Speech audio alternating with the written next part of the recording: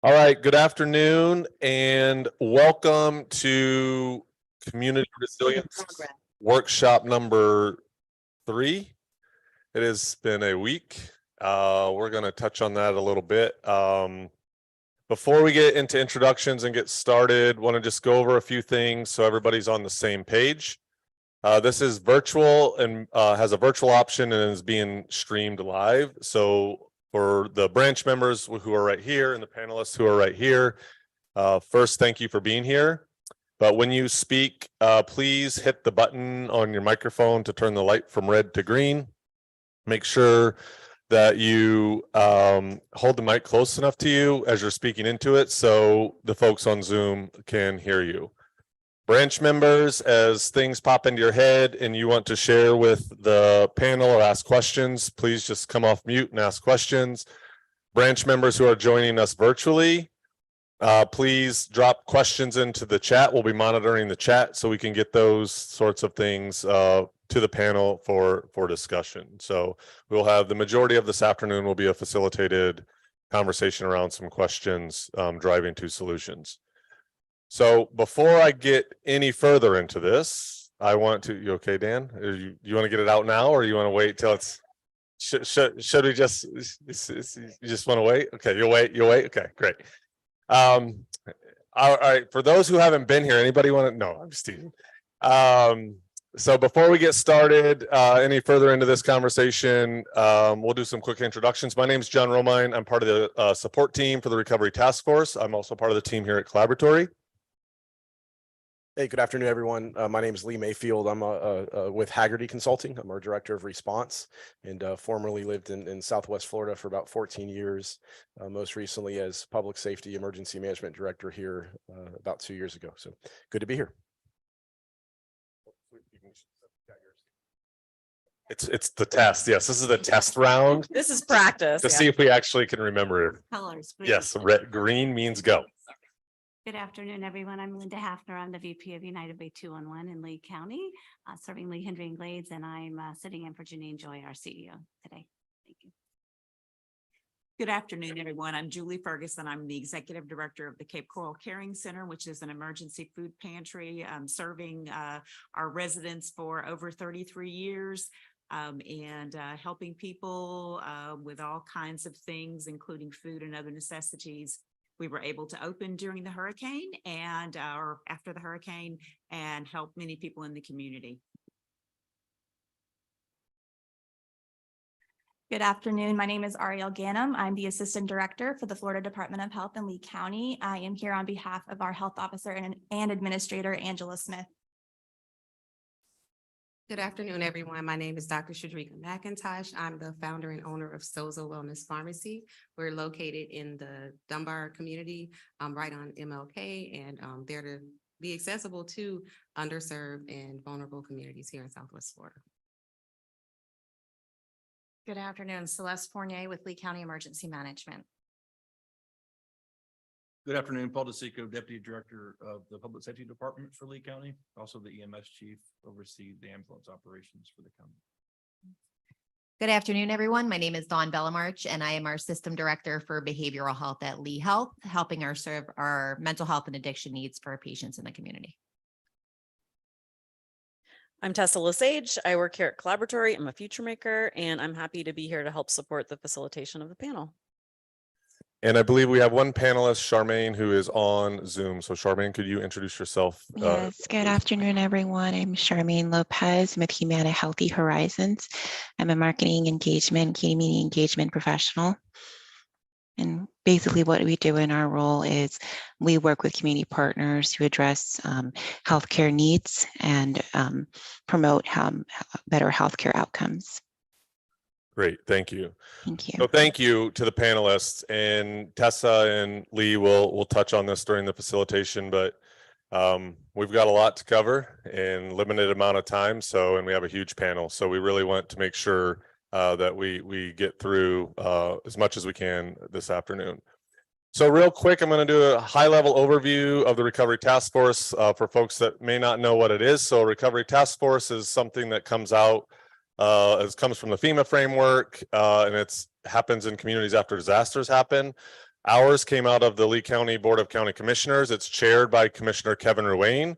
And then the remaining 12 seats of the membership represent the elected bodies across the entire county. So you can see the municipalities there, law enforcement, fire districts, the school board, the health system, our legislative delegation, as well as the constitutional office. It's also made up of these 8 branches. So these branches meet on a monthly basis, and they really have been meeting for the past few months, trying to understand what those initial priority areas are for what the community should focus on post Hurricane Ian to be more resilient. And when we talk about resilience, we're talking about not just disaster response and disaster recovery. We're talking about what does the long-term resilience of Lee County look like? What does a more resilient Lee County look like? We've been having this conversation, new terms for some of us, gray skies and blue skies times, right? So like, what are we doing in between things that disrupt our community? So we have a high quality of life always, not just focus on those things after a disaster. So there's planning and capacity that's looking at the sort of the higher level countywide policy changes or policy improvements that may need to be made. There's economic recovery, education and workforce, health and social services, which the majority of this afternoon's conversation is going to be around that branch, infrastructure, housing, natural resources, and cultural resources. And so these 8 branches, as I shared, meet on a monthly basis. Like this meeting, those meetings are all public. So at the end of each of those meetings, as we will have today, there's an opportunity for public comment, as we have a wide number of folks from the community here today, which is important. And so we want to make sure that we engage those opportunities to share that information. We've been on a very aggressive timeline. So we started this in late February, early March, and we've really been gathering information over the course of the past few months. We're all driving towards, collectively as a community, towards a December 5th Board of County Commissioners meeting, where they will vote on the recovery and resilience plan that is built by the community. And this is a community planning effort. This is so every branch member that is here today represents a different piece of the community. And so the idea is that this has been informed by the community. So we're moving into this solutions mode. And so today's conversation is really not necessarily about completely revisiting the storm. There's a piece of that that's important, but what are the solutions around healthcare for Lee County? And as Dr. Martin was here from FGCU, that also impacts other parts of our community, the region. What are those sort of things that we need to be talking about? What are those solutions that need to happen? And so these panelists have been recommended by community members, by the branch members, as folks that can provide additional insight and information into what we need to be prioritizing. What are those solutions and how we get there? And so that is what the back and forth for today's conversation is focused on. So the community engagement, there were 17 town halls between mid-April and end of May. And 15 of those were in person. They were throughout Lee County. They were in the using the planning communities. We had 2 virtual. And of the 17 town halls, they were offered, several were offered in both English and Spanish to make sure that we heard the voice of our community. About a little over 1,000 folks participated in those town halls. And we have a survey that is also available for folks to participate in that is still live on the website, where we've had about 5,000 people fill that out. And so if you know folks that would want to fill that out, what are the areas of need, or what are the things that we need to prioritize as a community? That's what that survey is for. And it's on the resilientlee.com website if you want to share that with other folks. And then the last thing, on March 30th, throughout the 5-county region, there was a day-long event called On the Table, where people gathered together and shared a meal and talked about what are the priorities and the opportunities for Lee County and the broader region. And about 1,000 folks participated in that as well, and provided some input that is going to be leveraged for as part of this community plan.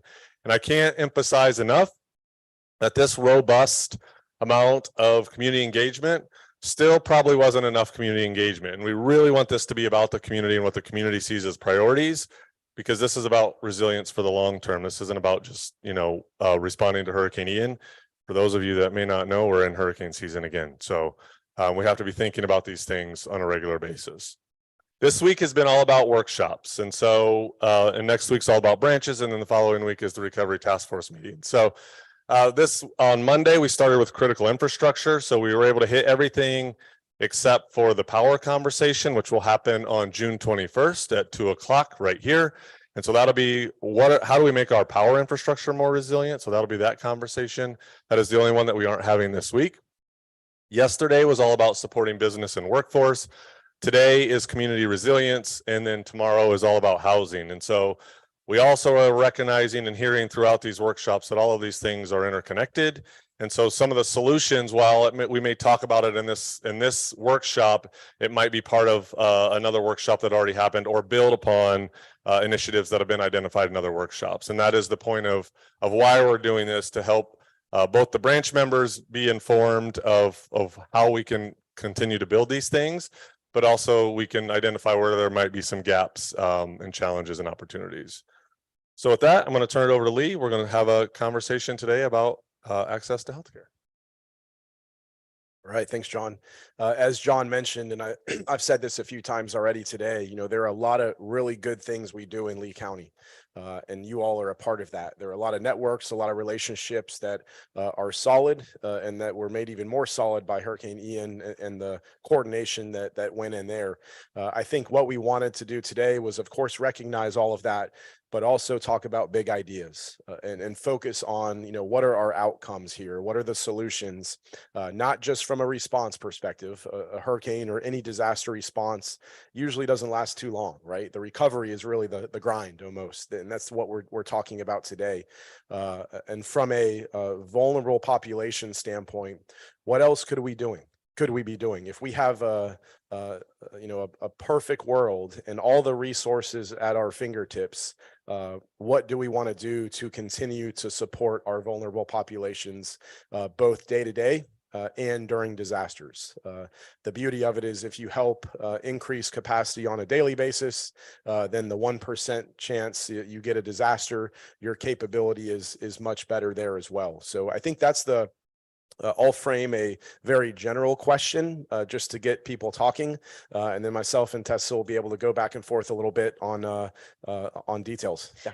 One thing, we are lucky to have Stacy Cook on Zoom. So Stacy, you want to unmute and introduce yourself real quick, so we're sure to cue you for questions.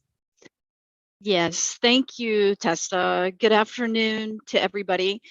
I'm Stacy Cook. I'm the Chief Executive Officer with Salus Care, been a member of the Lee County community since the early 1980s. So really happy to be a part of this discussion and planning and looking for some solutions. So looking forward to this afternoon. Thank you for the invitation. Very good, Stacy. Thank you. Good to have you. So I'll frame it like this. We all know the data shows that during disasters, vulnerable populations are the most impacted. And that's, in my opinion, where our efforts should be focused. We work in a world where we all have limited resources, right?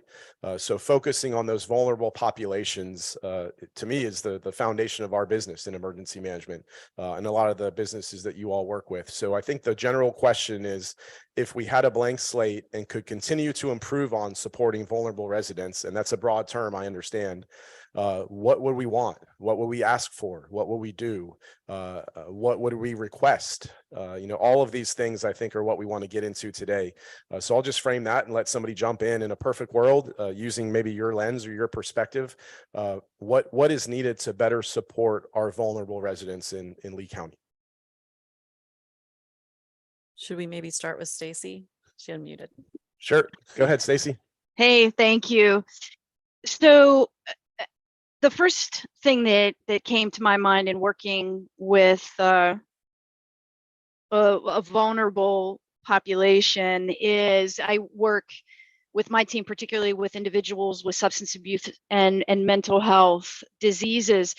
And part of what we've been challenged with when we go back to looking at, well, if we just had enough funding, right? Because we don't have enough to serve the whole community. We've got a huge administrative burden to even be able to use that funding. So, and then we look at, why is there so much administrative burden? And why don't we have third-party insurances cover better? And why?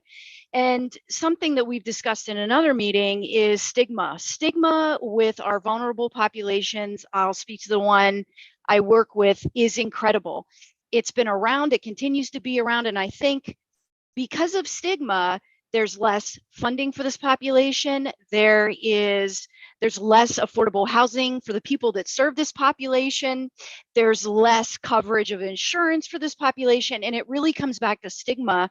So in the perfect world, for me, I imagine us talking about, thinking about, and treating about behavioral health disorders just like we do diabetes, high blood pressure, heart disease, right? Because they're all diseases. So that's one of, I put that at the top of the list because if we were able to change that and normalize these disorders and come to the understanding and acceptance that it's the collective we that we serve, not the them, that it would make a huge difference in how we respond to this particular vulnerable population, how we get resources to them, how we care for them and provide for them. So that's at the top of my list is creating normalcy and understanding, and then looking at, and hopefully that would open doors to funding and affordable housing and insurance coverage and so on. I think that that's just huge. And for our other marginalized populations, when we talk about our Black and Brown brothers and sisters, when we talk about LGBTQ plus individuals, in a perfect world, I pie in the sky, I imagine us being able to have trusted connections in these communities, trusted friendships where we can partner and make sure that we aggressively begin to take services, needed services, whether it's behavioral health, housing, food assistance, into these communities, and information and structure. Those marginalized are appropriately so called because we look at that which aggregates to the middle, and we have a hard time seeing marginalized, aka underserved populations. So thank you for letting me speak on that as a start. I'm really passionate about stigma in education and getting services more easily to where they need to land. So thank you. So I just will add, well, thank you, Stacy. We are grateful for you and your passion on this topic. From our surveys, from our Student Voice Summit prior to Hurricane Ian, the highest topic of concern are mental health and housing. Two topics that keep coming up. Students were saying it after the pandemic, and now in our surveys and everything else, those two things keep rising to the top. So mental health, I'm glad that Stacy went ahead and put that on the table. Anyone else on the panel? Don? So just to kind of piggyback off of what Stacy started, I think for a solution, it's really first step is to get an understanding of what capacity we have for all these services. And we talked about, a little bit of this in some of our other panels, but we have our CHNA, it's coming up. We have a lot of this great survey information from our community. So now it's time to go out and really say, okay, what is our capacity? What services do we currently have? How many beds are available? How much housing is available for people that need it? And then a lot of piloting small things that you can measure and assess so that you can seek out those gaps and get funding for them. I mean, in a real system, right, that helps us prepare proactively, that if a storm comes, at least we're meeting the need pre-storm. And then we can assess after to say, did we have the capacity and the structures that we needed? But right now it's really important to destigmatize. We all know that, and normalize, but it's really hard to do that when we can't advocate for the things we need because we don't know exactly what we currently have. Okay, so an assessment, asset mapping. This is a very common theme across panels. We don't know what we don't know, right? So we need to know. Others? Just add that's a common theme in emergency management as well. As we prepare for disasters, excuse me, we have to know what our capabilities are. And it's very difficult to throw things at a problem if you don't understand what your gap or your delta is. So yeah, absolutely. Just a question with regards to stigma. How do you overcome that? Like, what do you as professionals think is the best way to approach that? have we seen any examples of anything that's worked in other communities even?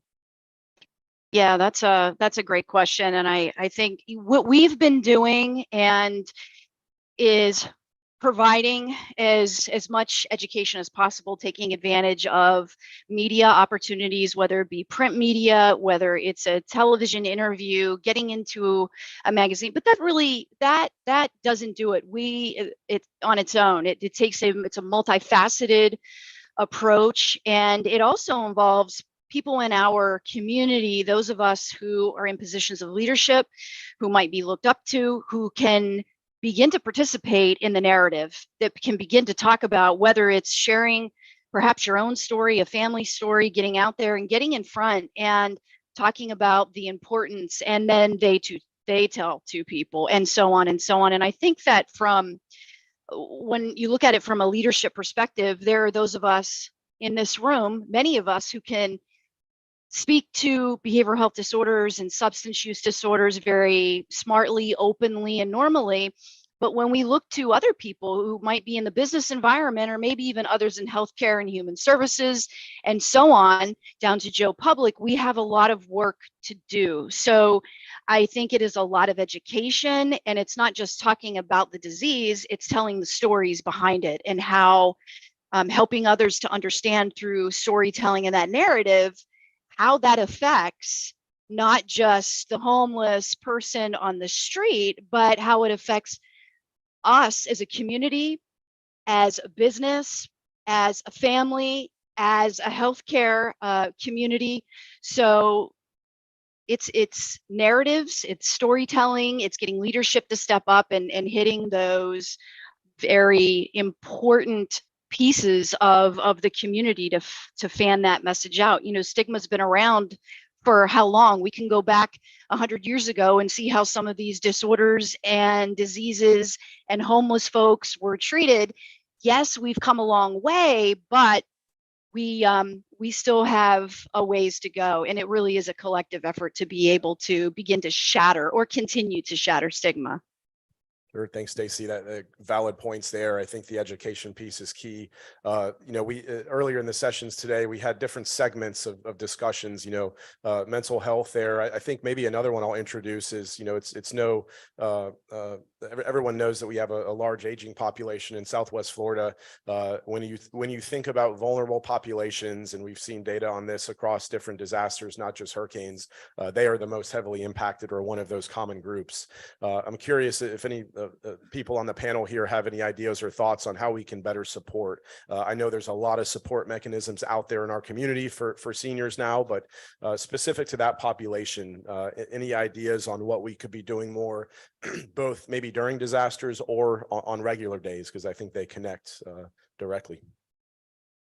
If I may, just being on the board of a large public safety net organization, when you asked the previous question about vulnerable populations, and thank you for clarifying that. I think through the work of all these workshops and the branches, we've defined vulnerable populations as being those that are homeless, behavioral health, mental health, seniors, those with intellectual developmental disabilities, those types of individuals, which is a large swath of our community. And so we focus on right care, right place, right time. And where we've leveraged a lot of our assets are bringing the care to where the people live. And with the expansion of our community health clinics, advancing telehealth medicine, those are the types of best practices that we've brought to Lee Health to try to get the care out where they are. Partnering with Premier Mobile, Dr. Deanie Singh, to get primary care out in the community. And I would love to hear from Shadrika, because she's got a lot of great things to talk about what she's doing in the Dunbar community. So I would say those are best practices that have been proven elsewhere, to Dan's point. Great. Dr. McIntosh, do you have anything you'd like to add? Yes, thank you. No problem. No problem. So to that point, and I thank you for defining, you know, because it is a broad definition when you talk about vulnerable populations. So specifically, some of the things that we do at Soza Wellness Pharmacy is people come in, you know, because it is a trusted place. I personally am from the community, But also it's just kind of people that don't know me personally, which is the purpose of opening the pharmacy, is that people can walk through the door and not have to know someone, but that place being right there in that community, there, it does take down a barrier, so to speak, of trust.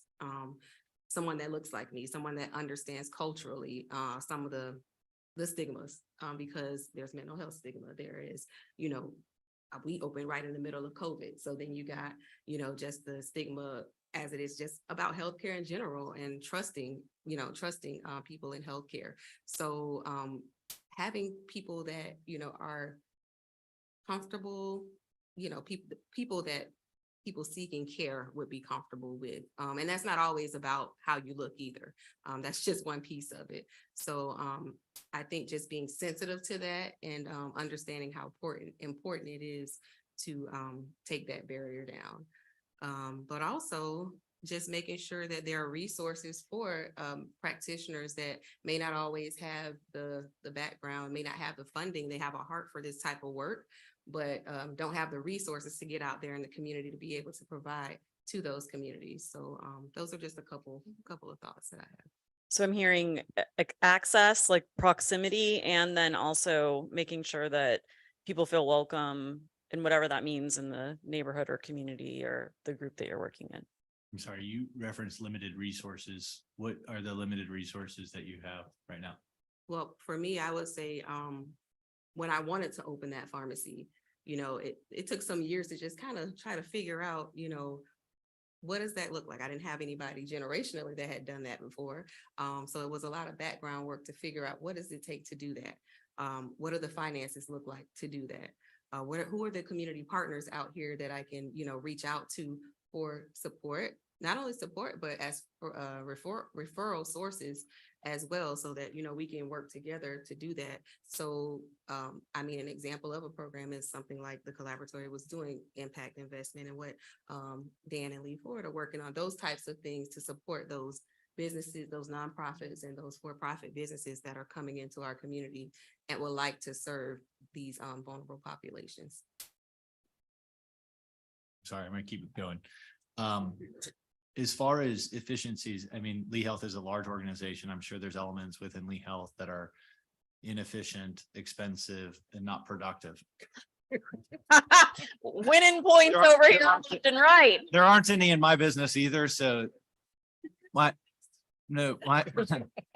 name is Mixed Use. My point being is some of those inefficiencies come to scale and administration, and I'm curious whether or not there isn't synergies of, all right, pharmacy, I don't know that it's a big money maker for you guys, but how do we work in conjunction in those arenas where size is not an efficiency? Like, are there mechanisms for us to look at different ways to integrate from a localized perspective and taking a burden off of, we don't need you to do that if the community can step up and execute in a more efficient way? If I may jump in, yes, I think is the answer, Dan. But I think to reel us back into vulnerable populations, the size efficiency, we as a health system have learned to partner with organizations who have the efficiencies that we don't have the luxury of. So they're very direct and intentional and as data driven as possible. And you're exactly right. Heart has to be in that. But getting back to vulnerable populations, I'd really like to hear from the panelists as to some of the gaps that they experienced, because I think there's I think a broader collective, as each area has its own vulnerable population, as we're already hearing, right? And I think that there's even an additional subset of medically complicated, and they're not IDD or they're not homeless or behavioral health. So there's a lot to that. Thank you. And if you're going to talk about gaps, I'd love for you to also talk about solutions, so that we know what you needed or what you could have had. But I want to mention that Dr. Felke has also joined us on Zoom. And, so I think I'm going to volunteer him to go first to talk about the aging population specifically, and maybe some innovations or solutions that we should be thinking about, or what do we need to come up with those to better serve the vulnerable aging population, going forward? I appreciate that, and thank you very much. I wish I could have been there in person, but we actually were working on one of those innovations here at FGCU today.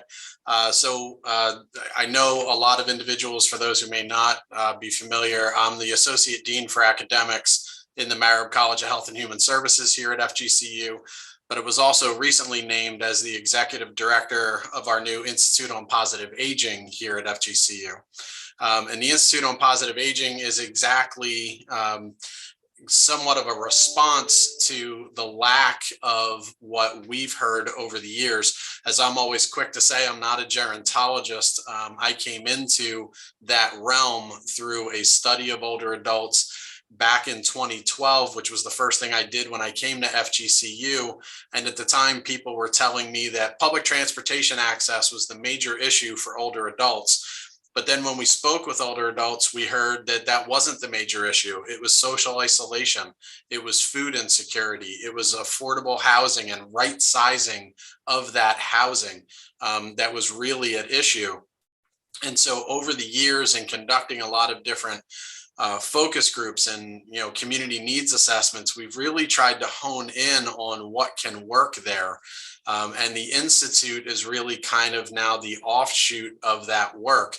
And we're excited to be moving forward with this. We received a $5 million gift that followed a $4 million gift to support student workforce development. And that is one of the 4 pillars that we will continue to look at. We know that we don't have enough individuals working in careers with older adults, and that's one aspect that we'll be looking at. We've actually developed our senior care partner credential, micro-credential and digital badge program to that extent. Translational research is our second pillar. We're not a Research One university. We are not coming up with the next cure for anything at FGCU within the next few years, but where we are very good is in program development, needs assessment, and really bringing information forward that maybe is not available to our community.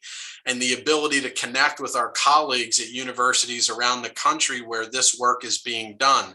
I recently met with a faculty member from New York University and another faculty member from Southern Connecticut State University, who have both done work around disaster recovery and resilience with older adults. And they want to partner with us to come here and do work because we do not have that data, and we need to do a better job collecting that information, archiving that information, and learning from it, which then takes us to our other 2 pillars of community engagement, getting our faculty out into the community, bringing everything that FGCU has into the community for older adults, and vice versa. There are people I speak to that still don't know that FGCU is a major university that sits here in Southwest Florida.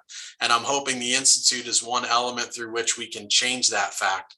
And then the final thing, which is a big one for me, is policy and advocacy, taking those other 3 buckets and everything that we learn from those and being able to put that in front of our elected officials and other individuals so that we can advocate for and implement the right types of programs that are going to be beneficial to older adults throughout Southwest Florida, not just in the case of a natural disaster, but to create a more resilient older adult population throughout the entire year. Good, Tom. Thanks. That's incredibly helpful. I think the aging population is, we clearly have them defined as a key vulnerable population that we can work on, whether that's after disasters or before. And I may put a few folks on the spot on this side of the table. I think identifying those gaps is important. And, Paul on the EMS side, Linda on the United Way side, you guys both play a huge role in the EOC during disasters, whether that's COVID or hurricanes or really anything in between. I'm curious, maybe Paul on the EMS side, are there things that you notice throughout the year that are challenges and gaps and mountains to overcome, or things that hold you back from doing your job better on the EMS side from a healthcare perspective? Just curious what your biggest challenges are when you come to work every day on the healthcare front. I think from a patient perspective, a community perspective, when we talk about blue sky days and gray sky days, probably the biggest lack is kind of a coordinated list of resources. So like my folks, the EMTs and paramedics are in homes every day, and they encounter a variety of situations. And a lot of it, what we find is social. It's food insecurity, it's homelessness, it's things like that that lead to a medical problem. They don't have food, they don't have medication, which leads to an exacerbation of a condition, right? So like Roger Mercado and Human Veteran Services has a homeless outreach team, HOT team. They're out in the community every day. And they engage with the unhoused population, and they link them up with resources. But having a list, I think that ER nurses, firefighters, police officers, as we come in contact with individuals that are vulnerable, and being able to refer them somewhere or find them help on the spot and stop, or at least address the concern, begin to address the concern would be very helpful. Yeah. So in gray sky days or during recovery, having like Roger's team was out, our EMTs and paramedics were out, there was visiting nurses out, there was a ton of responders in the community. But if we had a way, some kind of list of resources in the community where these folks that maybe not familiar with the area, that are from out of town, could access to refer these individuals to pharmacy needs, to and let it be localized by the community they live in. But just I think having that resource list would be huge. What do you do now? Right now we refer, so we have Roger's group, we have a social worker that works at Human Veteran Services. And if our folks encounter a person with social needs, we have a referral button within our patient care reporting software where we can activate that, and a social worker will follow up with them. Okay. But it's not a one-stop shop. So there's mental health components, and Yeah. she's good at, the social worker is good at finding food, at finding pharmacy resources. But when it comes to like a mental health or substance abuse problem, we can try to align them with provider, but those resources are also limited. So another value add of sort of asset mapping, what's available, would be a way to make it accessible. This is, again, we're talking about something that have to be maintained on a regular basis. Maybe it's some combination of things with 211 or whatever, but that where anyone's able to access it anywhere, including partner organizations that are needing to make referrals. I think that's Linda. I know you're about to hit your button there. That's a great transition. And everybody from the folks listening online, just make sure you put your mic nice and close to your mouth so that they can hear us talking. Go ahead, Linda. Okay, I'm gonna try to figure out where to start. A lot was said. First of all, we do have a database currently that is online that anyone can access, but so it is, you mentioned it's the management of that, it's the constant updating of that, it's the gathering of those resources. So yes, in a perfect world, if we could educate every provider in this community to get their information and their updates to one place ongoing, we all would have access to that, and that would be better. It would be up-to-date information. That is a real struggle because we are out networking, we're out trying to build the information through all of our United Way contacts of the providers, but it's not at the top of our providers list to stop and update their information on a database. And actually, it's just the opposite. It's tedious. It's multiple follow-ups, and we need your information. We want to get the folks to you so that we can help them. So that would be. Do you know anyone that's found a way to do that more efficiently, or are you aware of any examples? No, because most follow that I'm familiar with is just the annual updates, and then it's just a constant. It's a constant update because agencies change, their name changes, the services they provide change, the eligibility changes, the funding changes. So it is constant. Yeah. So if I was to add another piece to how, and I can tell you what we are doing now when we are working with these vulnerable populations and those in need, when we get these calls, is we can't forget the advocacy piece, because that's what makes this happen. We know of our providers. We've been doing this a long time as far as helping folks get connected to resources, but there is a huge advocacy piece because we try to know general eligibility, but like we said, things are changing all the time. So there's a lot of advocacy goes back and forth on networking and trying to get that person a solution at this Mhm. time. So don't forget that piece, because that's everybody in here is doing it. So it's not as easy as a referral. No, it's not. Yeah. Mm-mm. And I know we've tried to look at, closed loop referrals, and you hear that's the buzzword, Yep. but it's still going to require the advocacy. Yep. The other piece that I just wanted to touch base on when we talk about these vulnerable populations is thinking about access. And we have our United Way House model, and we strategically put those and place those in some of the most vulnerable neighborhoods for that reason.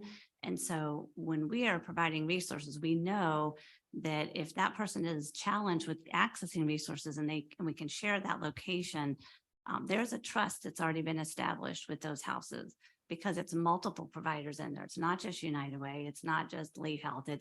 It's multiple providers, and they've learned that that's where they can go, and they're not going to have the stigma, and there is the trust. And so that model has worked well. And I would say if there's any way we can build on something like that with access, I know when you're talking about the mobile healthcare units, even those, if you can integrate healthcare and social services together. We do this with Lee Health and their community healthcare clinics at this time. It's huge. Yeah. Because So- we know the social determinants of health are impacting their outcome of their medical health. Yeah, as so the well. more we can co-locate things and put them where people are, the Yes. better off we will be. I think we have a couple questions online. So we have Maya Roberts, City of Cape Coral Environmental Resources Manager and a branch member. Not a health expert, but some comments. This discussion should incorporate elements of the transportation, infrastructure, and environmental branches for synergistic effects. Number one, it seems that vulnerable populations are less likely to evacuate or mobile during an emergency. There is a planning need for transportation hubs that address public transportation during emergency. Some are already in place, but need to be expanded to incorporate mobility issues, for instance. Two, vulnerable populations that evacuate to shelters often might have a higher need for animal pets supports. So the planning of future shelters need to incorporate those needs during the infrastructure planning. And three, environmental infrastructure that will benefit those populations. Planting more trees in areas will provide shade and relief during power outages that will leave those populations more vulnerable. Same for access to water and potable water. Additionally, number one is also synergistic, not just emergency response, but long-term resiliency. Same for reducing energy costs for vulnerable populations. Also, we have a comment from Charmine Lopez. We have partnered with the Alzheimer's Association statewide and have been participating in community forums and community partners, inviting them to discuss ways to better serve our seniors through awareness, diagnosis, and identifying ways to better serve those with dementia and Alzheimer's. In Southwest Florida, we are working with the Area on Aging and the United Way. Yeah, Charmaine, I think you're on the line there. Thanks for that comment. Yes, thank Yeah, you. I'll let you expand on that. And then I think the follow-up question was, Linda mentioned, all of this information is always changing. So I know there's some healthcare policy that's changing, and just wanted to give you the chance to weigh in on how that's going to affect our support moving forward. Well, we are actively looking at policies as they do affect day-to-day changes, and we are looking at the community needs assessments actively as they're coming in. And I'm working in Southwest Florida. I'm participating with the Department of Health and their resources. The Minority Health Liaison has prepared a resource document to be dispersed throughout the county, addressing that, and they've been focusing on mental health, a program and training for mental health, and getting training for others to do that, and for mental health first aid. So we're aware of what the needs are in the community, and we're aware of the health disparities, the racial disparities. We actually just had a week ago a statewide discussion. We call it our advisory committee. We invited our Healthy Starts. We did one for our aging population, and I was sitting in on the one for the maternal child health. And so we looked at the data, and we know that's always changing, and the alarming facts for the state of Florida. the counties that we serve, where we seem to have higher numbers for, and speaking for maternal child health, for infant mortality, preterm birth. And we're looking at ways that we can, work with our community partners to support them. We look at the social determinants of health and how we can meet those needs for housing and transportation, how we can get into our more rural communities and serve them. How are we providing for language barriers in those areas? Are we, taking up on, other approaches such as maybe canvassing in those areas where they may have issues with transportation, where their closest medical provider is 30 minutes away? How can we serve the community? And so being a part of discussions like today, helps us better address the needs of Southwest Florida, where I represent. So thank you. Yep, no, that's very helpful. One question I'll pose, and kind of talking more about gaps, I think it's worth digging a little bit there towards solutions. One of the common themes earlier was, how do we best communicate and bring people into this network? What are some ideas surrounding how to best reach out to the people who may not be at the table? I think there are agencies like you all in the room here that are doing great work, but there's probably people that don't even know we exist right now, right? And they may be in underserved communities, they may be part of your larger organizations, but what are some solutions oriented ways that we can reach out and bring people to the table? Lee, I see you reaching for the mic there. I'll start with you, just to grow this umbrella of conversation. Well, first of all, I'd like to back up just a little bit. It takes me a minute to put things together. I'm a country boy from Alabama, so my mind takes a minute to kind of get around things.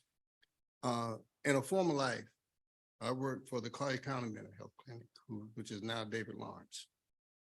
And they had a state program where the state funded community outreach for people in mental health. We worked Naples and Immokalee, all of Collier County. And what made that successful is what's going to take now, is that we had people on the ground talking to individuals, doing things within these communities with these folks, and that broke the ice. We used to have meetings in the community with people coming, just like church meetings. You sit around the table and you talk about different things, you feed them, that brings them. And we were able to do that very well. We did, the sheriff's department and the CDPD used us to do Baker and Myrack folks in both Naples and Collier and Immokalee. Believe me, that's not fun, getting up at 1 o'clock in the morning, getting a drunk off the street in Immokalee, but that's what we did. But it increased our capacity, and it got us to where we needed to be with people who otherwise would not be reached. And they was involved, and it was very good. But then the government decided back in the 70s, for those of you who've been around a while, that they're no longer going to be in the mental health business. The state of Florida cut all the funding for mental health programs. Anybody remember that this year? The thing is, I think we need two things. One, we need to get our state government back in line with what the needs are with mental health issues. I have not been involved the way I was back then, so I have no clue if the state has decided that they're going to now fund and do programs to support local, county, city mental health institutions with funds and availability. But I know back then they said no. They cut all the funding, and all those types of programs left. So what am I saying now? One, if they're not, we need to tell them they need to be. Number two, we got the strongest delegation right here in Southwest Florida in the state government right now. We've had them for about 15 years, 10, 15 years. We got the right people in the seat. We got the right people here that can ask them and put it on their plate. Say, look, we need to deal with this. We need help. And I just wanted to throw those two out there. So, and that's it. I just want to add on. Oh, I'm so sorry. Somebody, I wanted to add on to that. In the 70s is also when the intellectual and developmental disability funding was severely cut as well. So something obviously across the state of Florida. Today in the state of Florida, funding for IDD, Florida ranks 50th per capita for individuals with intellectual and developmental disabilities. So I'm kind of curious where we rank in the mental health. 47, 49? Oh, 48. okay. So yeah, I think that I think there's a bigger story there, that there is something bigger that we can do. We don't have to be last. Why not like 30? I don't know. But I'm thrilled that we are using the word vulnerable population, because at our very first meeting, we started out with special needs. And the population we serve doesn't really fall into that category. So my thought as we're going through this process is, have we truly defined what vulnerable populations are, who, the need, and drilled that down to make sure that we really understand what that means. And we're just not throwing this out there loosely, and understanding that each one of those might need a little different, that support might look a little different. So as we explore this, I just want to make sure that we're keeping that in mind. Could I follow up on that with my partner here? Because I don't know the answer to this. I know with, this is really delving into this policy. This is like a Tallahassee policy discussion. I know with mental health, the funding comes through DCF. Is it the same for IDD? Agency for Persons with Disabilities. But where does that, is that so that you skip the state, you go right from that? It goes to the state, it filters through agencies with the Agency with Persons with Disabilities. Do they fall under DCF? I'm going to guess. Let me tell you where I'm going with this. So Stacy started the conversation about stigma, which we all understand, but I love that she used diabetes. I throw in asthma. See you back there, Teresa. COPD. We, when we're looking at this from an insurance reimbursement perspective, there is no parity for mental health, behavioral health services.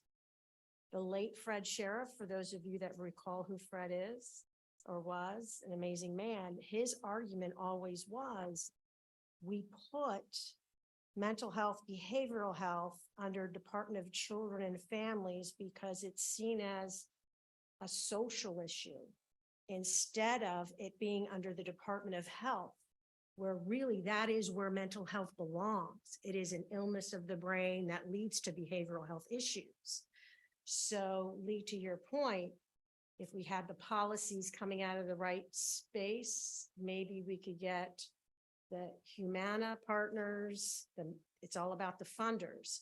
So it's Medicare, Medicaid, and the private insurers that fund these things. So this could be something if I believe. Great. So I think we do need to think about like, what are some of the things that we can think about here? Those are all important points and things we need to do, but Lee, should we maybe shift to like, what do we do in the needs for shelters and evacuations around vulnerable populations?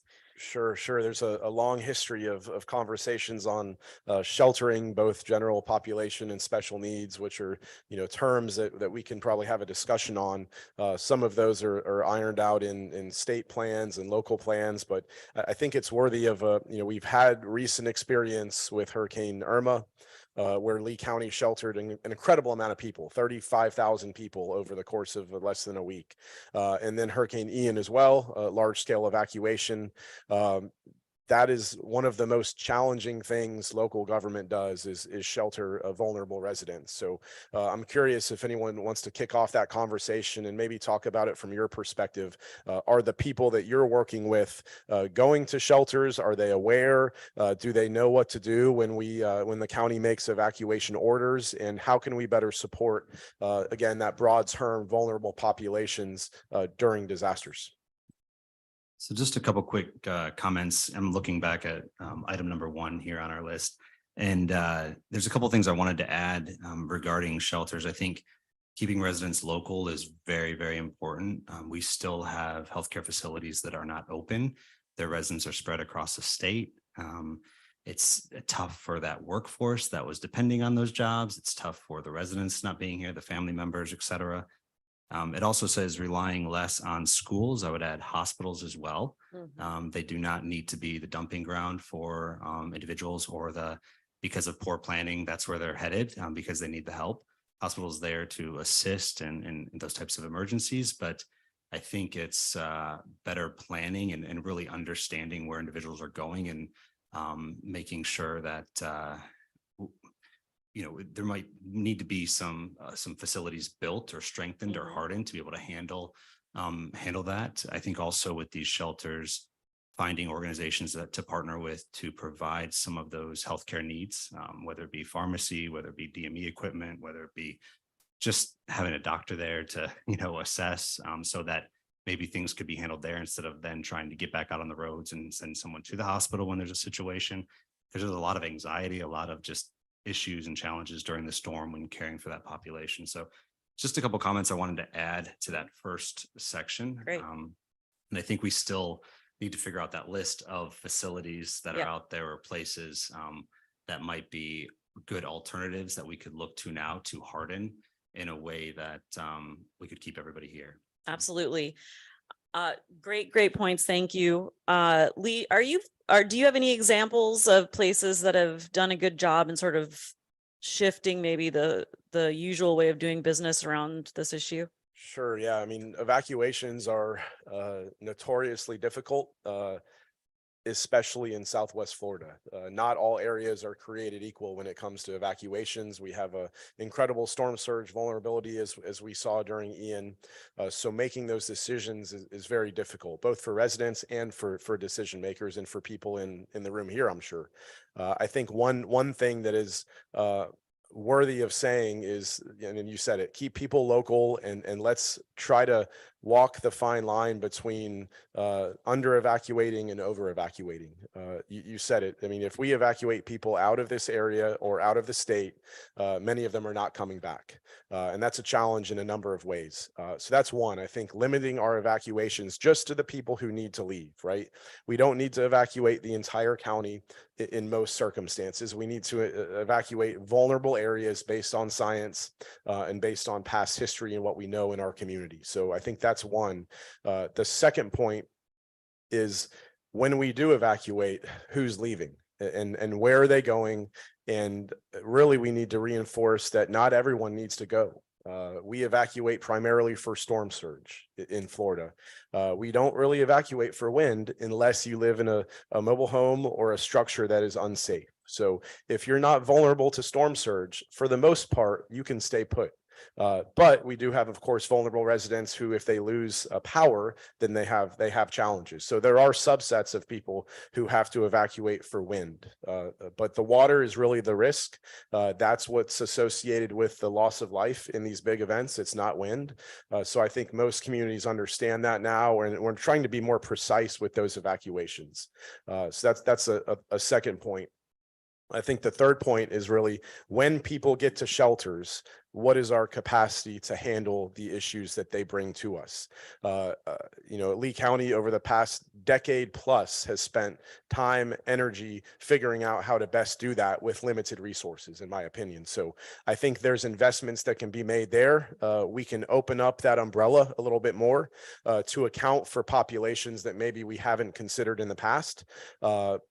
It all comes down to resources. And I think they're monetary resources, but they're also resources like we have in the room here, and building that consensus and figuring out who we need to incorporate and what resources do we need in shelters is a good step. So again, going back to that theme of we have a great foundation over the past course of a number of decades in Lee County, we can definitely add to that, I think. So from the panel, does anyone know, is there an initiative that we need to be thinking about that could start to address this, or a policy change, or a combination of those things that we need to be thinking about that could help us start to actually move forward on addressing this issue? Dawn? I just have an initial thought, and I'm not sure if we've done this, but have we surveyed our community to say, what are the needs you have if an evacuation is forced, right? So essentially, if you have a mental health need, if you're on medications, if you have a chronic medical condition, if you're immobile, that we have some baseline information to drive our resources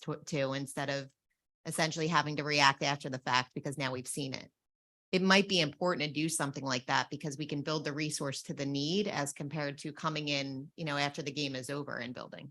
Yeah, and that goes to your first point in defining what the gaps are. So absolutely. Celeste, go ahead. I just wanted to add, one of the things that we learned in IRMA, because we do have a special needs program and people can register in advance, that also includes transportation. So you don't have to have special needs to receive transportation to a general population shelter. You can just sign up for transportation. What we identified is that most people who qualify as special needs do not identify themselves as special needs. So while there is a vulnerable population, one of the things that you might have to overcome is that the individuals have to identify themselves as being in that group in order to know that they need to take advantage of the resources that you have. So there's that mental block that's on their side as well. And so we learned that in a matter of hours, our special needs registration doubled. Because now we were hearing from all of the people who normally day to day, they function. They don't consider themselves as needing that service. So you might have some of that you will have to overcome. Regarding the conversation about shelters, part of the reason that we use the schools is because they are hardened. We work with them to harden schools, especially new schools that are being built. But there is, because we run a shelter deficit in Lee County, we do not have enough shelter spaces. And that is just a fact. But we have to go by the Florida Building Code. And there is a public shelter design criteria within the Florida Building Code that we have to reference. So I just mentioned that to you. It is section 453.25 in the Florida Building Code, because as you are looking at facilities that you might want to retrofit or new facilities that you're planning, that are planning to be built, it is a good document to give you some guidance to what does that facility need to have in order to be considered for a shelter. And we're happy to work with you on understanding that building code and what the criteria is if you wish to have further discussion. Troy? Celeste, real quick, you mentioned the shelter deficit. Is that a report or is that something that we could get our hands on just to understand what that true need is? Yeah, you can, I don't have it with me, but yes, we can Yeah. provide that to you. So it's based on the number of the population, the percentage of what we look at for evacuations. When we order evacuations, we have different percentages that we expect will evacuate. And at some point in time, we will be in a deficit depending on the number we've ordered to evacuate, because based on the shelters that we have available to us and the amount of spaces that can be in those shelters, we exceed that number.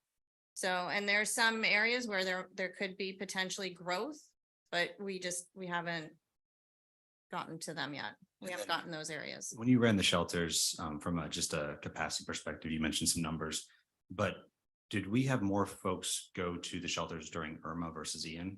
Yes, we did. Was it- Significantly more. What's the ratio? What's the number there? So we had, as Lee said, 35,000 people in Irma and approximately 6,000 people in Ian.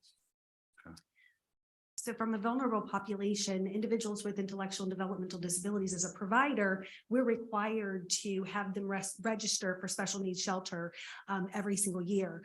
Our individuals this year in Irma, they qualified and they could go to the shelters, but during Ian, because they weren't medically needy, they were not allowed to go to the shelters this year. So that was a difficult thing. That's why I'm so passionate about what is a vulnerable population and are we serving them, and are we thinking about how they need to be served, because the entity that governs us, Agency for Persons with Disabilities, as a provider, they tell us that a general population shelter is absolutely not, we cannot send them there. And that any shelter is the last resort, like if we have nothing else.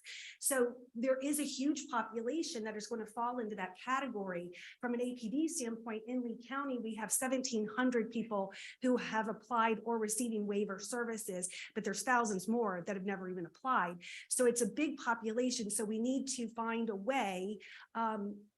They can be independent. It's not that they're all need assistance and care. They just can't be in a general population. So what is a special needs shelter, and can we define that to where more of our vulnerable population can be included in this? And that's, so none of ours did go because they couldn't. So our special needs shelters are for medically dependent individuals. And so to be clear, emergency management, we manage the registry. People sign up, we manage the registry. The assignments to shelter, whether it is to the special needs shelter or the general population shelter, is done by the Florida Department of Health. And so they make the assignments. We help communicate those assignments back to the individuals that have registered, and we coordinate and collaborate very closely with the Florida Department of Health. Florida Department of Health also runs the shelter. We provide the facility. They operate the special needs shelter. So I would say that if there's any specific questions about who qualifies and that criteria, that's going to be answered by the Florida Department of Health. Okay, and I was saying that because I think that as we're talking about shelters, there's a population that didn't have access. So, and I think that there's providers like us, if it's even staffing it, I think there's a huge opportunity for a partnership because we have staff that staff it for our individuals.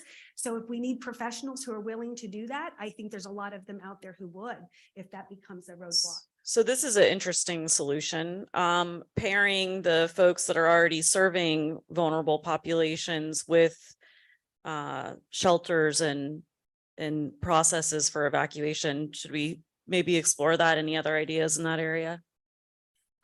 I was gonna, actually, that was what I've been waiting to kind of jump in on this whole time. So I'm glad you guys said that. So I will share that our pharmacy was able to do so at one of the local shelters. There was a larger chain there, but because we had a client that, you know, had some patients out there, they were able to contact us, and there was a little mix up because the clients kept just hearing pharmacy and they would go to the pharmacy that was there on site, not knowing that we were actually handling their needs. So to that point, utilizing people that are already doing that, that are, you know, boots on ground in these communities to provide those services at the, you know, at the actual shelter would be very helpful. And actually we were able to provide a better quality of service as well as efficiency during that time because we didn't have all the red tape of corporate to go around. So we were able to deliver those meds a lot faster and even get our internet access. And, you know, once we had the electricity going and everything back up a lot quicker as well. So I'm sure that's probably the same sentiments from other local providers as well.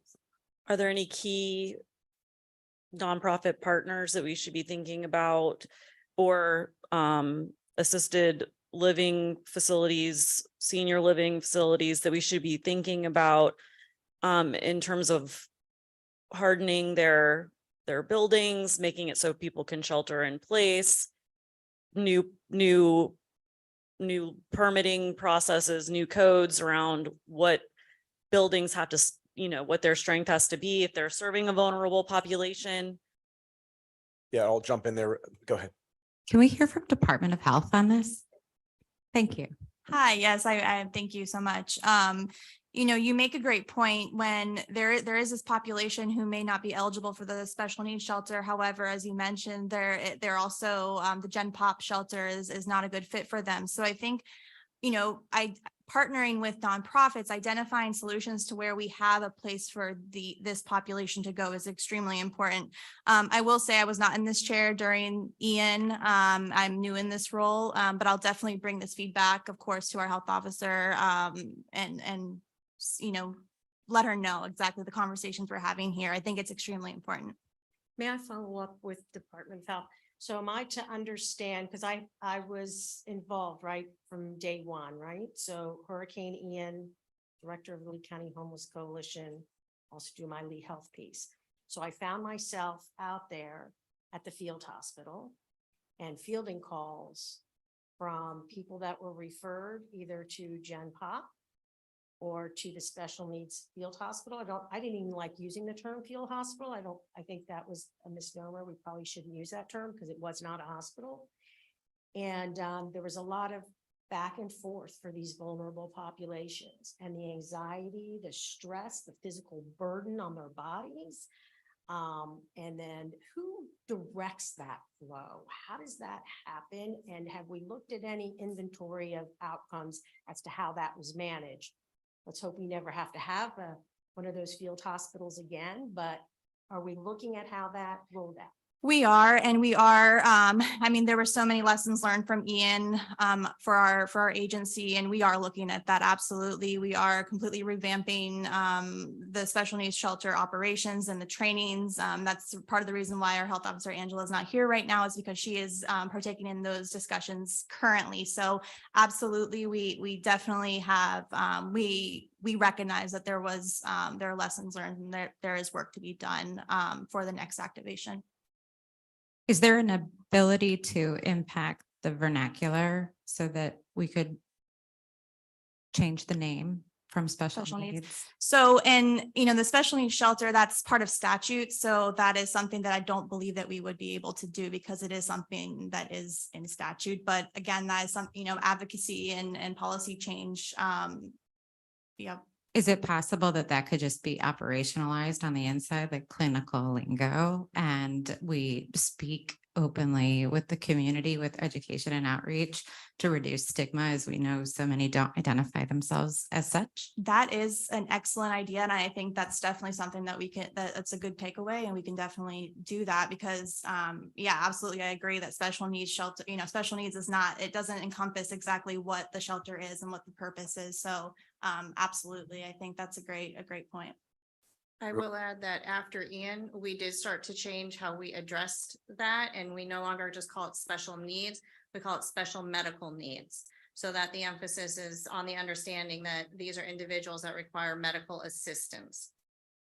Can you clarify two things for me regarding these special need shelters? One, do they have to have a caregiver with them? Yes. Yes. Okay, so that is confirmed. So that was one. I think that was a challenge with some folks that might not have been able to obtain a caregiver or had the resources to have somebody with them. Two, what kind of services are offered there? Oxygen, pretty much. I mean, Oxygen when you have it, and a plug, an outlet, And I do want and a cot. And I do want to clarify one thing with the special medical needs sheltering. It is in two components. There are those that are sheltered at the hospital because they have a higher acuity that requires hospital attendance, but they are not considered admitted to the hospital. So they must have a caregiver. They are provided in a room or an area, and they must take care of themselves with their caregiver. It is different from the special needs shelter that is located in a school, because then it's the Florida Department of Health that is staffing that with their medical personnel to help provide care with the caregiver of that population. So I just wanted to make that delineation for you. So we also have some comments in the chat from branch members.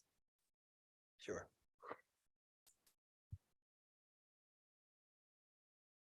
All right, so can the panel please discuss affordable mental health services post-storm? Many of these residents were displaced and lost their homes, as we all know. Also, we encountered many closed roads due to bridges being underwater, so delaying adds to the problem. Moving the elderly may need to happen sooner than we think. Okay, anybody want to address the post-storm mental health service access? I can take a stab at that. Or was there somebody else first? I'm Yeah, sorry. Stacey, hold on one second. Sure. Go Get ahead, to that, I Paul. wanted to Oh. just kind of close up on Yeah, something yeah. that we just talked about. So I sat at the ESF 8 desk during Ian. I worked Irma in a different EOC, but in a similar position. And I think there's great value in exploring potentially the geography of Lee County is very complex and difficult. And you mentioned there's still residents that are displaced and not brought back home that live in these ALF and skilled nursing facilities. And the reason is they were damaged during the storm. Had they been housed there, left there, they would have been in the buildings when that damage occurred, which would have caused, an emergent need to move them or house them somewhere else. That complicates things.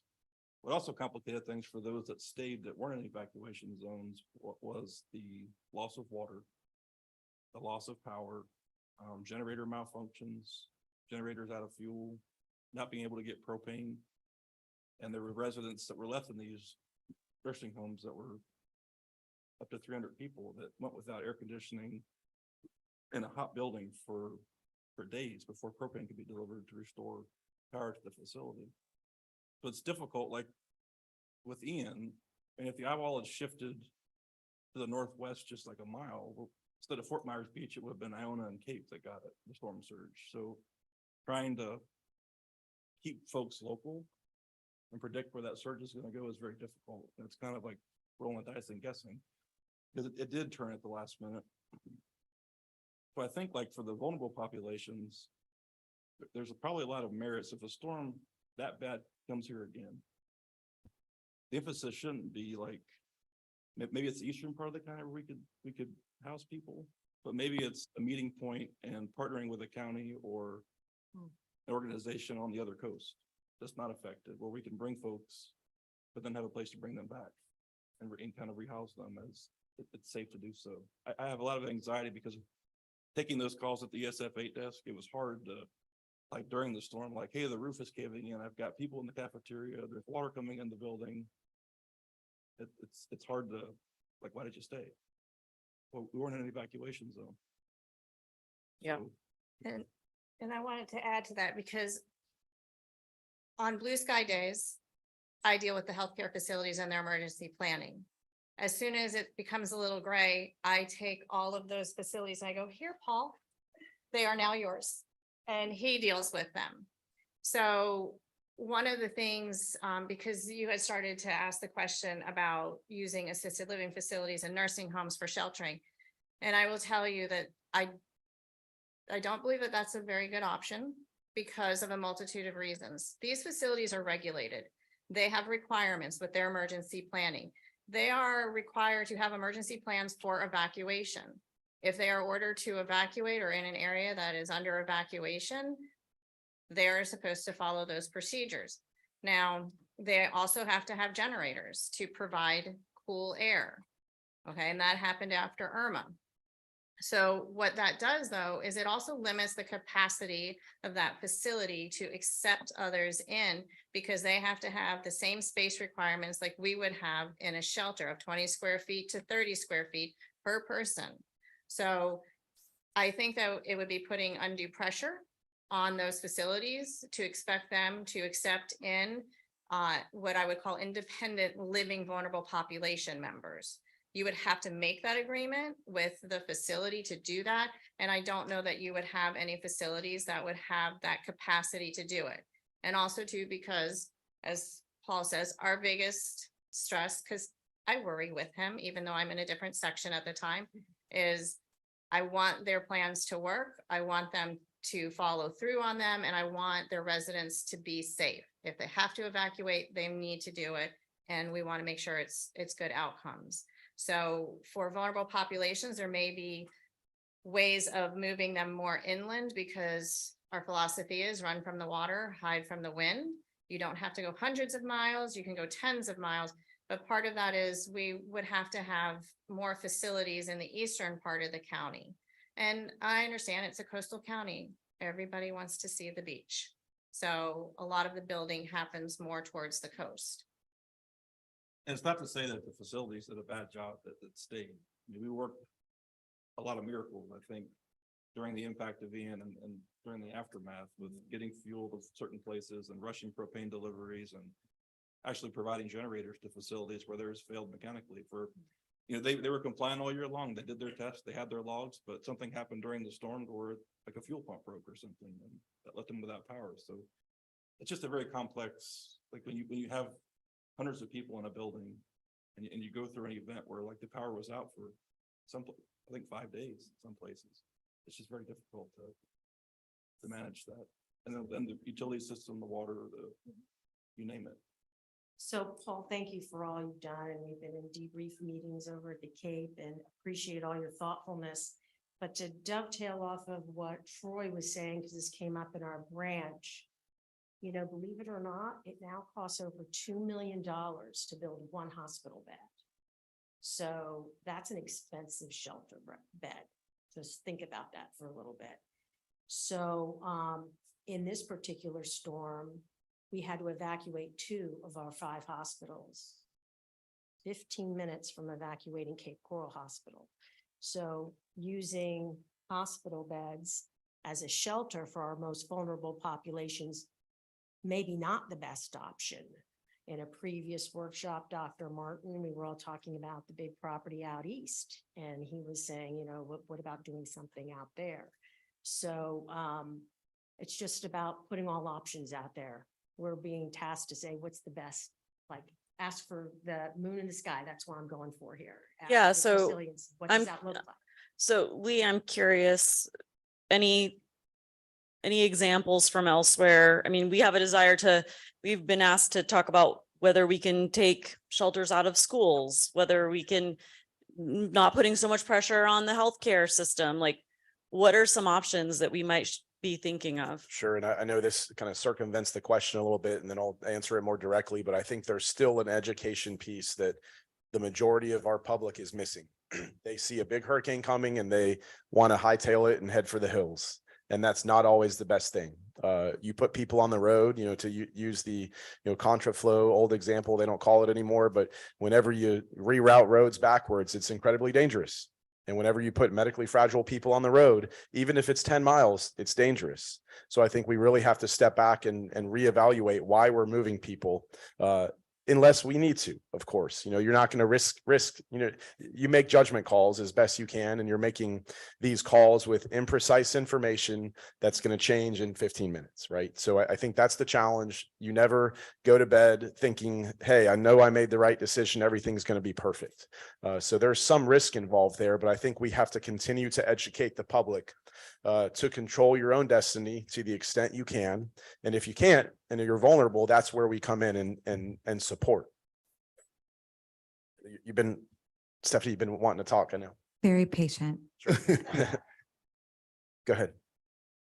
As it pertains to vulnerable populations, when you're evacuating a hospital, I would think that those patients would then qualify as such. And although we're planning and preparing for resiliency efforts so that we won't ever have to experience that again, if there is an effort underway to examine how best to manage that in addition to, because those would be extremely medically vulnerable according to whatever their needs were, but also questioning, we had awareness that there were certain facilities, ALFs, they would just make the determination that they're going to leave now.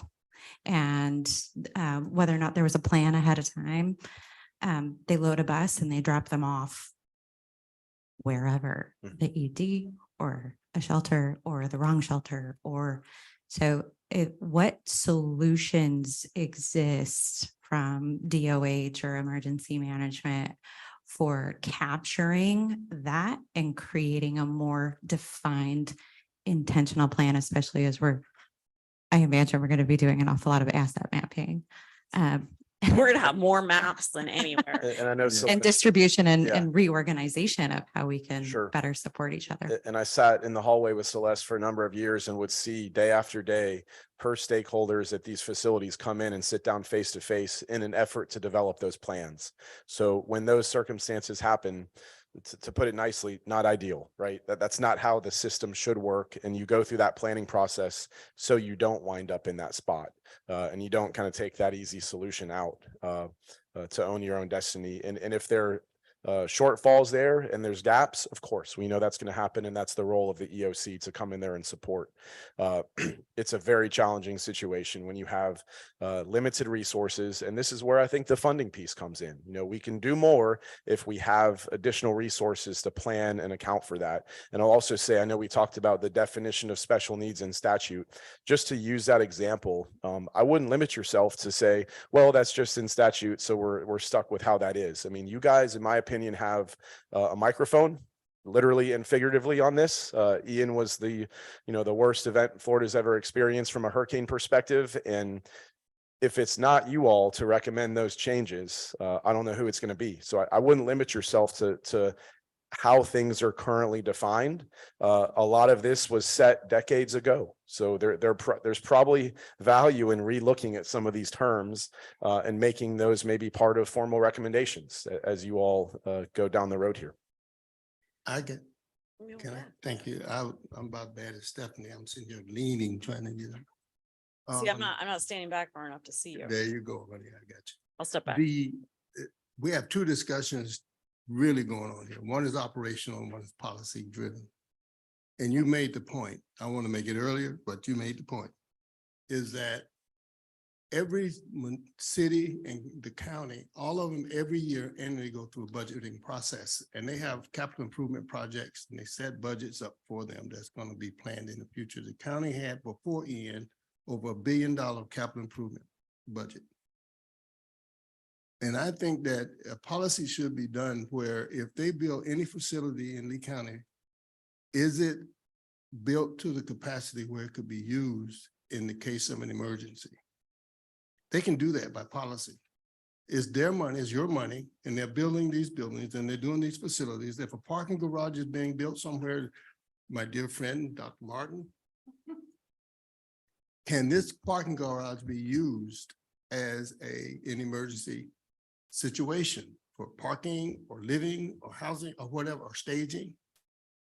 They can make that determination through policy to make sure that these things happen with their own money and budgets.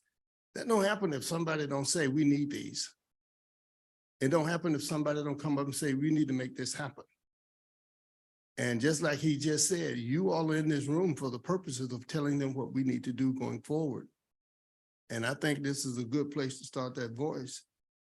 If we're going to build a school in certain communities where we know from experience with this storm that that area need to have something that could be used as a hurricane relief or disaster facility, it need to be built accordingly. Just like they did EM emergency management, they build it high up. How high did they build you off the ground, the new building? Hello, somebody, knock, knock. But they ain't gonna do any good if they're in the middle of a storm and they're on the water.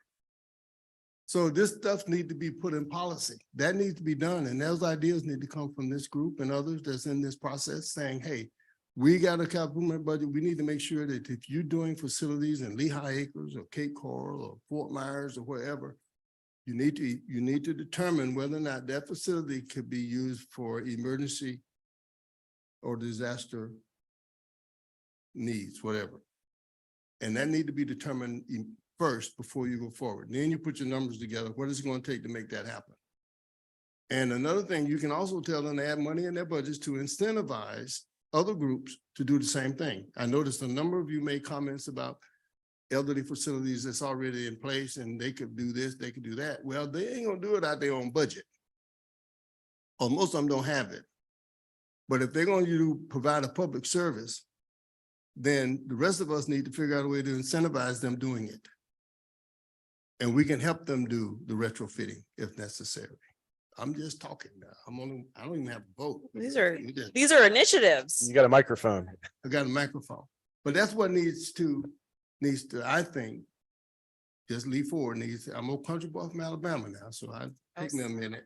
But I just want y'all to, don't do that. These are the things that I think need to take this to where it needs to go to the next level. I think all of you you're dealing with this stuff hands-on. And I've been in some of you all's shoes. And I know when you're in the middle of it, a lot of things get real cloudy real fast because you're dealing with it and breathing it. But now that we're talking about it, these are things that we need to make sure we put things where they need to be. We have policy, then we have operational. Operational, that's you. You can do that. Policy, well, you got to take it to the next level and do it as a group or a unit, then you can get it done. That's just my opinion. Thank you. Really great comments. Thank you. I think I just want to give everybody a time check. We have about 15 minutes left for discussion. So anything really important you think we need to hit? Yeah, I think we hit on the sheltering piece a lot, the special needs, vulnerable populations. I think maybe the best use, and I remember you saying at the beginning, the mental behavioral health aspect was ranked kind of the priority issue. So maybe we spend just a few more minutes on that. Troy, go ahead. Yeah, so some comments about that. And, I understand, the world I live in is serving older adults, and that's, my main focus, and obviously in partnership with the health system as well. But I'm really struggling to understand what the actual need is around behavior or mental health.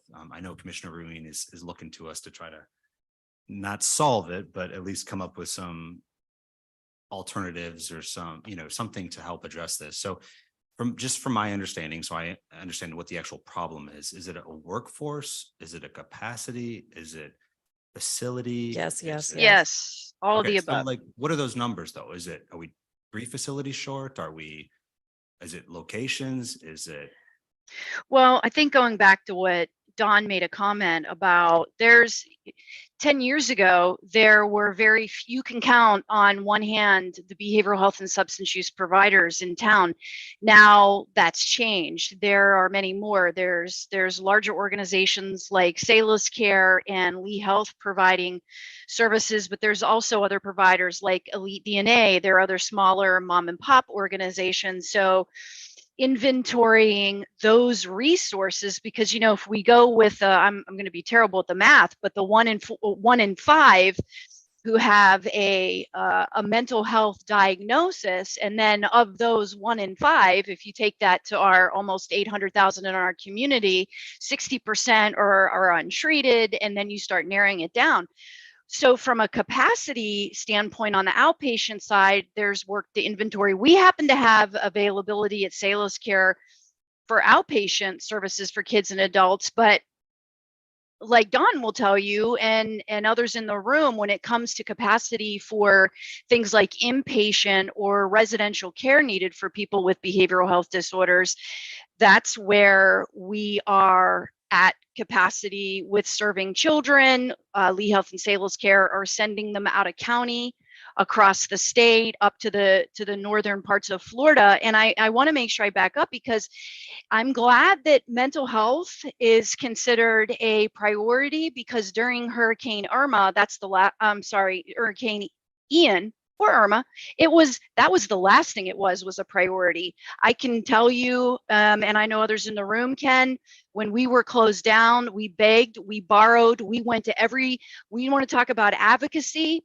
I never imagined in social work school, although I was told you better be good at it, because we were barking at every level of government, and they were helping too, to try and get us funding to be able to open the facility back up, to put the walls up, because all the individuals who needed inpatient services went to Lee Health.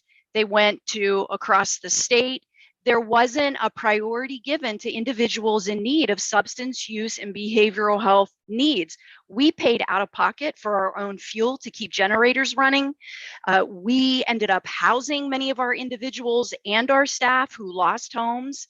So when it comes to capacity, we have a lot of work to do, particularly around outpatient. When it comes to inpatient, there's lots of legislation around number of beds per population and so on. But from a kid's perspective, when we talk about inpatient care, we're probably at least 20 beds shy, another hospital, and another half of that or more for adults.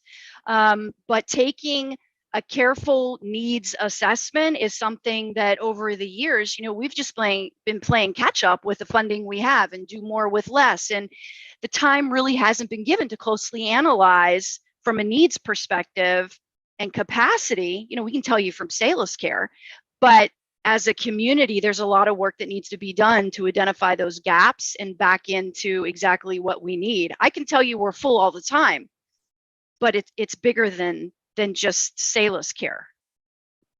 Yeah, and I agree with what Stacy's saying. As a relatively newer person, when I come down and I hear that question, and of course the answer is yes to all of it, I think it's also educating our community and our stakeholders on what mental health means, what behavioral health means, right? I've heard a lot. It's like, we have a behavioral health crisis. And then I hear Baker Act, or I hear language. But really, much like everyone has mentioned with asthma and diabetes and any other chronic condition, there are continuums of care that people go through on a wellness journey for this illness in the same way that they do for anything else. And I think we need to get the capacity, assess what we have current state, everyone band together and say, you are fantastic at this, therefore you are going to have a sense of urgency around providing this service. We start piloting some things, assessing them, building them out, and seeking funding. But until we get a baseline of where we are and how many beds we have, and educating everyone around us on what that means, right? What does it mean to go to Salus Care? What does it mean to go to outpatient treatment? What does it mean to need a psychiatrist? there's some baseline things that we're missing that I think is really the solve, right? Is getting a picture, educating everyone, building out measuring, seeking funding. And that is going to help us be the most prepared really for the future, because now everyone will be on the same playing field. Yeah, I love that. Could dovetail on that. Stacy, you were on that founding ad hoc committee that we stood up for a couple of years. And Yes, that ma'am. Was done, Dawn, before you came on board. And we were in a crisis before Ian. And most of this is around affordability and access. So it's taking the Medicaid, it's the sliding scale for those that can't afford $250 for a visit. So I'm a little concerned as I sit here, because those of you that know me, this is my passion has been around mental health for 9 years serving on this board. And somehow I thank you for bringing this up for the last 15 minutes, because we really need to seize this moment to come up with a plan. Thank you for making the ask. You're right. Commissioner Wayne wants an ask. So coming out of an initiative, we need to have something strong around mental health. Yeah. And I feel like, it's been a while since I worked in mental health, but I feel like we should be thinking beyond the inventory. What then is the ask? Because we know we need more inpatient beds, adult and children. We know we're going to need more outpatient. We know we've got to develop the workforce. I'm thinking we have to start embedding more people with mental health training in other organizations, because, I'm on Future Makers all the time. Every employer is like, my workforce is struggling, and why not catch it before it becomes an inpatient issue? So we've got to start thinking about how do we start to embed these things into other places so that a person isn't always having to go seek a more acute level of care when it becomes a crisis. Paul, did you have something you want to add? Yeah, I think, so I try to think of things through like the gray sky, blue sky lens, like what's useful now, what's useful during a storm. And I think Texas has a good example. There's some examples to the north in Florida of, I think they're called mobile health crisis teams. Yes. Mobile response crisis. And that's usually made up of a clinician, non-uniformed police officer, and a clinical social worker. That's trained.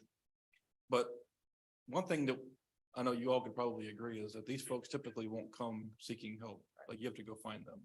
And typically when you find them, like I can remember as we had our trucks go out and do damage assessments, I was in St. James City, and we're driving through what used to be a mobile home park, and it's just piles of debris.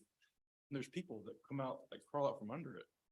You can tell they were in crisis, but I think having those resources in county during blue sky days to respond to calls, and maybe a police officer, an ambulance shows up and deems this to be a mental health issue, not a medical issue, we could dispatch that mobile like crisis unit. diverting from.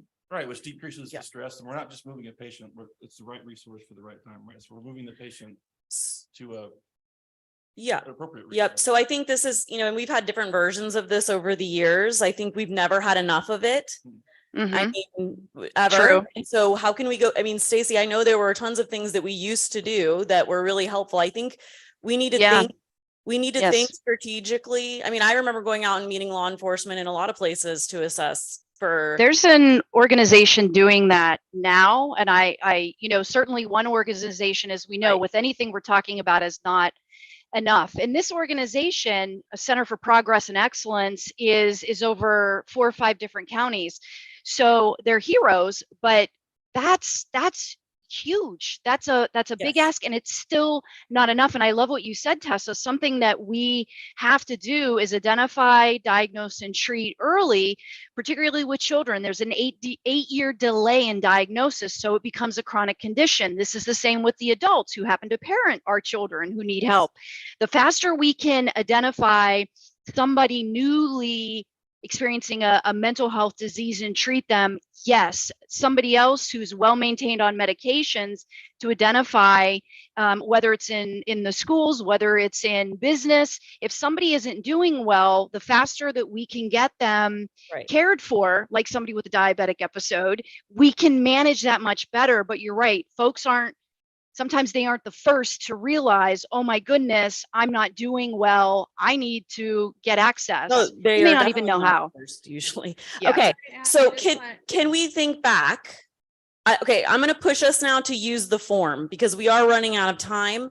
And I think I want to make sure that we think back to some of the things that we've had that we've lost funding for over the years, or some of the things that we have just a sprinkle of that if we could amplify that could be initiatives. So I like this idea of mobile health, mental health, mobile health. We've talked about this too, but you know, a lot of it is access, getting people to the place where the services are in the hours that it's open and all of these things.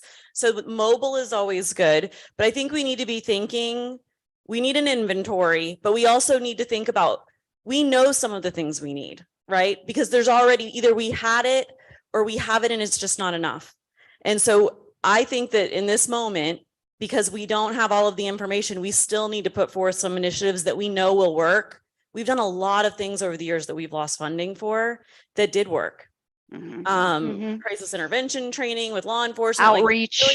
Yes. So we have some already, and then we can also add into that other things that we know other communities have done well that we might be able to add, but we can't miss this moment on mental health, I don't think. Celeste, did you have something you want to add? I just wanted to add that during EN emergency management, the EOC recognized that mental health was going to be a large portion of what we were going to be dealing with. So we engaged with the Central Florida Behavioral Health Network, Capacity Path, Centerstone Behavioral Health, and Center for Progress and Excellence, and brought in from their organizations mental health counselors. Those mental health counselors were provided in shelters, in the disaster recovery centers, out in the community where we had comfort stations, and we also had them in the EOC. So we recognize that, and I just wanted to let you know that we have worked on having that available in the community and providing it in after a disaster. Fantastic. And if I may follow up, Celeste, that you have done an outstanding job in that space, and the county's commitment to still contracting with Centerstone with the homeless outreach is fantastic. I would like us to consider possibly funding upstream to prevent and peer support. Around peer support recovery, it's a best practice, embedding them in any organization. I can pretty much guarantee that, isn't it 1 in 5, Stacy just said? Yep. So out of Yes, every ma'am. 5 these, 1 could be a peer support. And bringing that culturally to organizations and perhaps breaking that stigma down. Okay. Other comments or thoughts from the branch? I put in a comment on the, am I the branch? Is this, am I part of the branch? Stacey, you can, I do need to, do you have ones you need to read? Yeah. Okay. Go ahead, Stacey. Tell us what your comment was. Okay, real quick, what we had talked about need for outreach, need for more mobile services, outreach to go out into marginalized communities, bring people into services. And then what I mentioned is, here's the thing, we have our budget season right now, and we have tons of demand for people needing a service like case management, where we link them to resources, we get them hooked with psychiatrists, medication assistants, and so on. But right now, we don't know if we'll have enough funding to be able to meet the demand.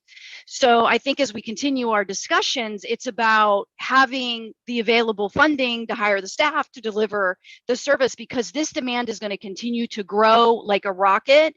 With the past few years, even before pandemic and before the hurricane, we were seeing this need increase exponentially. And with the 2 traumas, in addition to third and fourth, was social, racial injustice, we're only at the tip of the iceberg with the need. So I just wanted to make sure I put that out there in relative to advocacy and capacity. Okay, we have a comment from David Cambereri. Building code improvement for hurricane proofing buildings that house the elderly and vulnerable. Public-private partnerships on hurricane-safe large storage site style buildings. And as an example, the airport hangar. Also from Tom Felke, just I think reasserting mobile mental health, as well as library social work and senior centers. All right. Great. So everybody, please be thinking. Some of us have been here a real long time. Some of us have lived other places and might have seen something good. Submit those initiatives on here. This wasn't nearly enough time to tackle this enormous problem. And believe it or not, we've been talking about it all day. So There's more to think about, you know, when you get your idea, put it in the form. Any other comments or questions from yes? The last question talks about, social service sites. Yes. That's where I live. To have a one-stop shop where in all the communities that are hardened, with, can everybody hear me? That are hardened with, all types of things, so that, we can have ice, we can have, we were able to help, but we didn't have power for 8 days. So when people came to us and they're like, we need ice, we need this, we need that. Well, we couldn't give them because we didn't have it. People were struggling with getting gas in their car. It was all supposed to be all fixed. It wasn't. To be able to have hardened social service agencies that can be a one-stop shop, that will alleviate the smiles that we got with what we were giving, and the comfort. We had a lady pull up that had her Down syndrome son in the backseat of the car, and you had to know what she was going through. And I mean, tears in her eyes, and to be able to help them, and how nice it would have been to have been able to give them cold stuff, ice and all that kind of thing, so they wouldn't have to go to 5 different places to get what they needed. So I think we need to look with this money that we've got to have something like that in every community, where people can go, and that's on the 211 list. That's where everybody can know. Perfect. This morning we talked a lot. We had a whole session on community resilience hubs /nodes/hives. They really evolved this morning. We're all bees now. Okay, so that's a fantastic point that this is also a solution for this. Yep. Oh, just one last comment. Just wanted to echo Stacy mentioned, you know, we talked in the beginning about mental health and affordable housing. I can tell you we are seeing it on the 201 line. We know that this problem has worsened since the storm. We had it before, and we know that. We have just stood up in partnership with, there's about 53 providers on Fort Myers Beach, the resiliency roundup. I think you all might have seen the flyers. It was amazing turnout. If we can think about taking these services to where the people are, and when we talk about these hubs, whether it be ours or anyone's hub, you know, in the vulnerable communities, access is a problem for these folks. And so I'm having a mental health need. You've just added one more barrier. Now I got to figure out how to access. How do you it get and there? How do you pay So for it? Yeah. if you can take the services to where they are and collaborate amongst all of our mental health providers, because we have many, we're going to get much further faster. I'm sorry, I know we need to wrap up, but just kind of building onto that. And when you're bringing in the community, making sure they're brought into spaces that are comfortable for everybody involved, destigmatizing it. For us, for example, we have people, I know the Red Cross was there, I think 2 days ago, and they were talking to one of our volunteers who was out there helping the community. And the second they asked her how she was doing, she broke down into tears. So there's people who don't know how to actually call out for help. They're just looking for a sense of normality, and making sure that it's happening at somewhere where anyone can go is super important to get that mental health initiative going.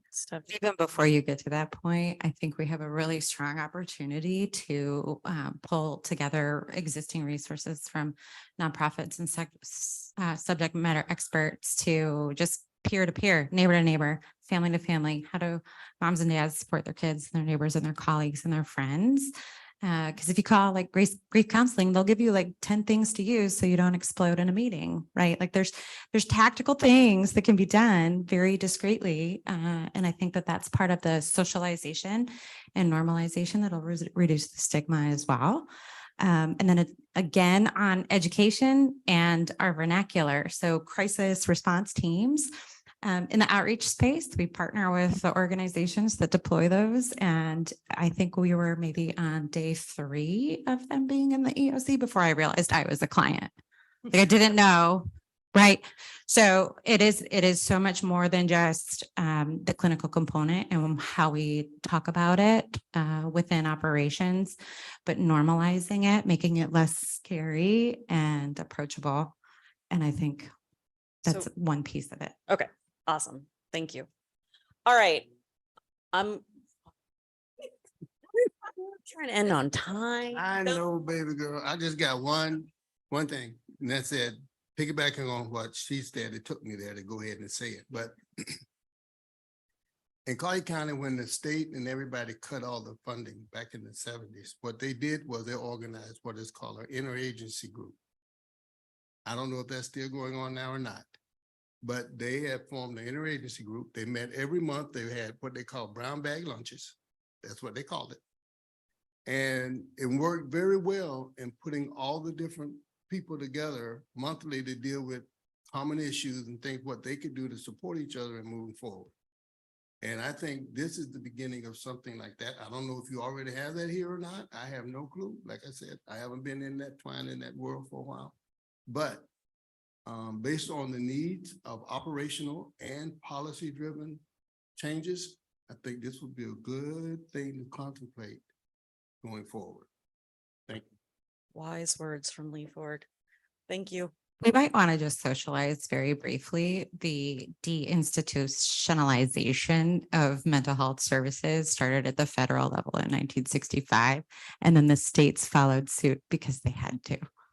I love the history lesson. Any other dates that we want to throw out? You all know a lot. Any public comment? None? I was rushing to come back to you. All right. Oh, thank you. Thank you. I definitely will use that QR code because I'm not going to finish in the time frame that you want me to, but Jamilet Santana Reyes, American Red Cross Community Adaptation Program Coordinator in Lee County. First of all, kudos to everybody who really showed up. You know, I think this is really huge and really important for not just today, but forever, right? If you look at the statistics, I mean, it's pretty impactful. This is not our first rodeo, right? We try to look at it from a community adaptation program. And I think we all can realize that we have a lot of work to do, but at the end of the day, we have the people to do it, right? And so I guess the homework that I leave for myself and you all is we really have to do more boots on the grounds before any climate-driven emergencies hit us, right? We're all very used to, I used to be a planning consultant at the Department of Health in Charlotte County, so say hi to Angela Smith. But we definitely have a lot of work to do from a non-organizational perspective. We're already doing it, right? And I think from the state and government level is we really want to tag team, be boots on the grounds. I've heard a lot of great dialogue, asset mapping, local community resources list, vulnerable populations. I completely agree. We have to identify what vulnerable populations is because what the Department of Health says it's vulnerable is different from what the hospitals say versus from what the social economic perspective is. Okay, so again, I will add more detail to that, but with that said is I really hope to leave a little bit of data with you. In the last 10 years, the number of billion-dollar disasters has increased 70%. In the last 10 years, more than 8.5 million people were forced from their homes. In the past 5 years, more Category 4 and 5 hurricanes have made landfall than in the previous 50 combined. And then lastly, nearly twice as many relief operations for major disasters are launched now versus a decade ago. So I hear that we have to plan and initiate, be innovative. I don't think we have to be innovative, okay? I think we have to use what we have already. Go to your communities, okay? I think we're still missing a lot of nonprofit communities in these meetings per se. And I also hope and pray that you guys go to the Board of Commissioners before going to that, reach out to your communities, get a maybe workshop setting. And I think you guys started doing that at the town hall meetings, but I did not see Centers for Independent Living. I did not see the people who are vulnerable being affected. So that's what I leave with you guys. And thank you so much for having us. Thank you. Anybody else? Okay. All right, friends. Your initiatives, don't forget, please, to put those in. How long is that going to be up?